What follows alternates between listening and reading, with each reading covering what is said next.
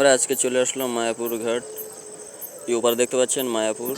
ওই যে সামনে ওই পাটটার জল সাদা, এ পাটটার জলটা নীল, মানে যেখান থেকে খেয়াটা যাচ্ছে ওটা নীল জল। তারপর থেকে ওখান থেকে অটো কিংবা মিনি হচ্ছে ছোটো রিক্সা, টোটো অনেক কিছুই যায়। শেষমেশ চলে আসলাম মায়াপুরের গেট।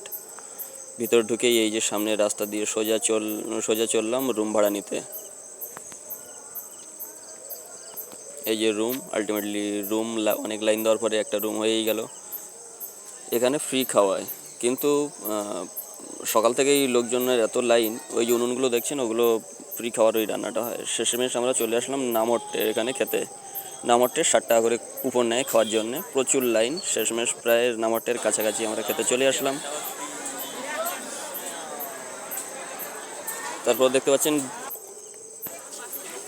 এখানে প্রচুর ওই কৃষ্ণ, ভগবান কৃষ্ণ যে যে রাখালি করতেন সে গরুগুলো এখনও ওখানে আছে, সবই ছাড়া, কাউকে বাঁধতে হয় না। প্রচুর ভালোবাসার টান এখানে,